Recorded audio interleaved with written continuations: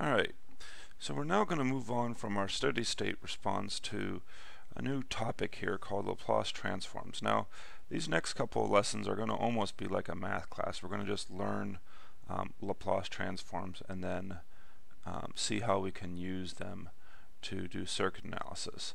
But to kind of give you an idea of what we have here, so we're going to be interested in something called a transfer function.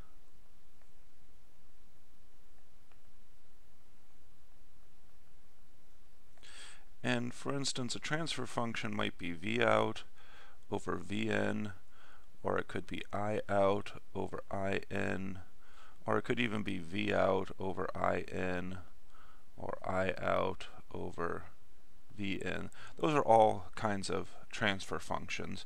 Now, the typical ones that most people examine are V out over Vn and I out over In. So we're going to be wanting to examine transfer functions, and that's kind of where we're going. But to kind of get you the idea of what's going on with the Laplace transform, let's first just kind of go back to what we'd have to do here for circuit analysis. So we have a circuit here, and let's not even talk about steady state analysis. Let's just talk about if we're going to do transient analysis. So we do circuit analysis and we would get a transient plus a steady state response once we did our circuit analysis. But in order to do that, we have to use a differential equation. And we saw the difficulty with this is that the circuits don't have to get that complex in order for the differential equations to be kind of cumbersome to solve. So the idea here is to transform this problem into something that's easier to solve, so that maybe we don't have to do differential equations, and then go back to where we were. And that's the idea behind Laplace transforms. Now, we're not going to go into the theory on where they came from. That's really reserved more for math course. But the idea here is we would do a Laplace transform,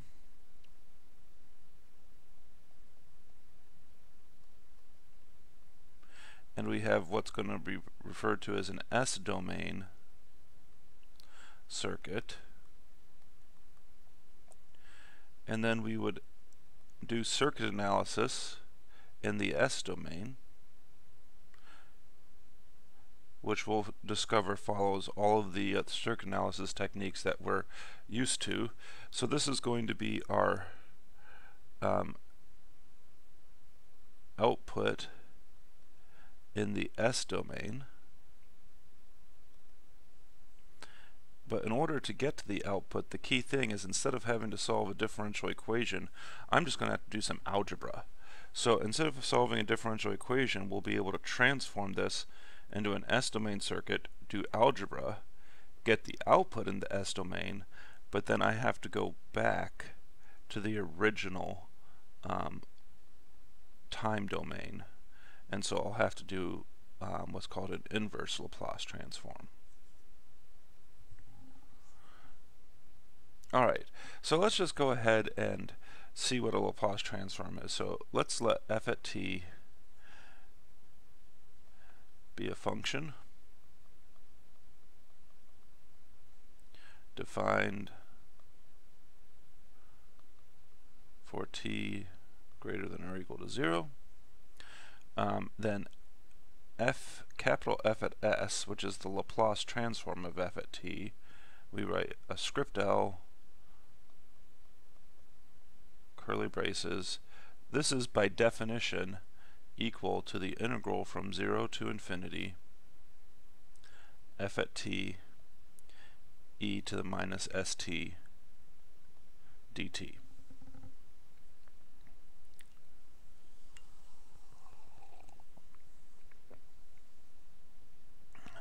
Alright, so that's my Laplace transform. That's just it. I'm not going to go into any other detail of that.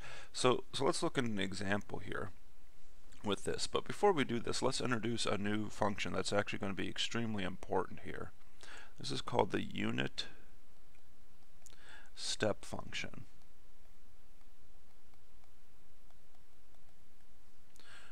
Also called U at t. And I'll put in parentheses here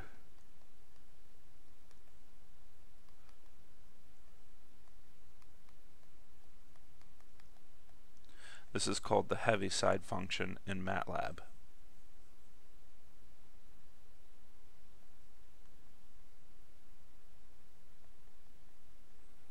So MATLAB has a UnitStep function, it just doesn't call it this, calls it the Heaviside.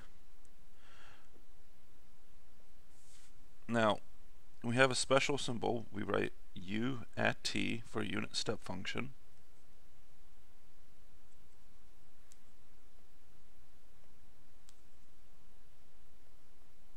And there's actually different definitions for this out there. They're essentially the same. There are small differences between them. We will go ahead and write a couple of them down here. One for t greater than 0, 0 for t less than 0, and then it's basically we're saying it's not defined for t equals 0, which it's okay that it's not. But you also have a definition, U at t is equal to 1 for t greater than 0, 1/2 for t equals 0, and 0 for t less than 0. And this is the definition that MATLAB uses. We're actually going to use, just for simplicity, we're going to use one other definition here. So we will use U at t equals 1 for t greater than or equal to 0, and 0 for t less than 0. Just for simplicity, we're going to just use that. Now, the graph of this, the way we will graph this function is we will just go ahead and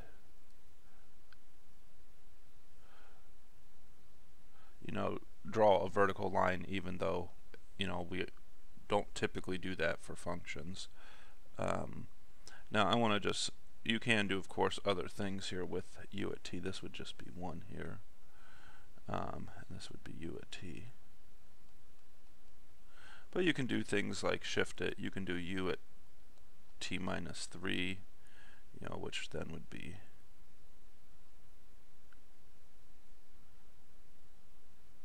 this function right here.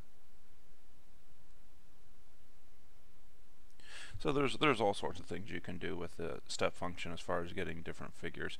But you want to think of a step function as kind of, it's a DC source, and we're kind of getting the effect of having a switch. Because remember, in the previous course, we analyzed circuits that had switches in them, and like the switch would close at t equals 0 or open at t equals 0.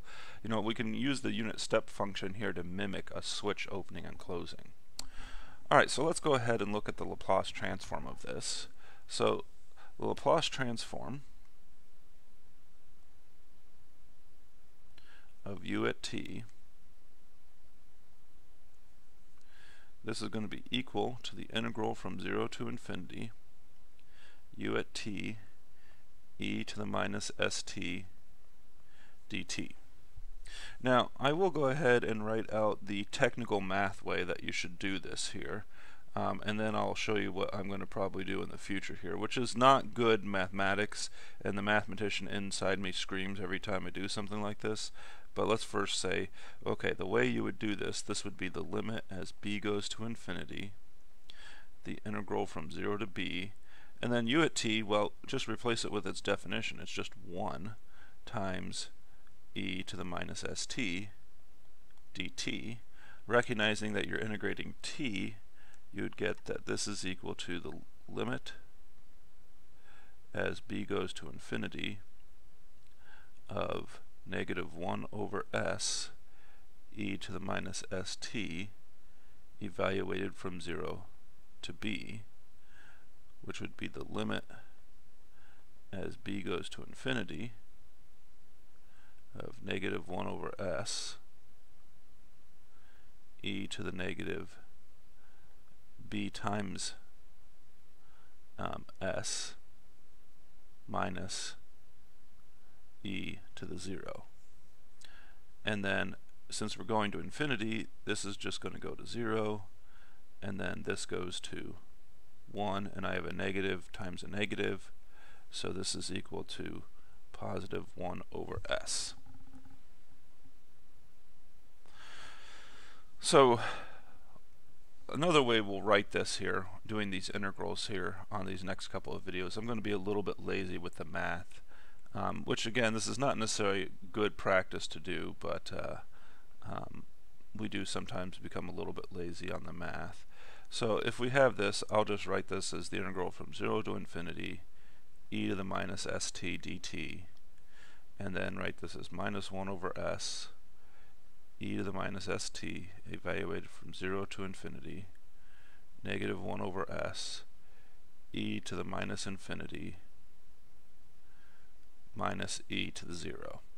Now, recognizing the fact that when I write something like this here, that actually makes no sense because you can't plug infinity in.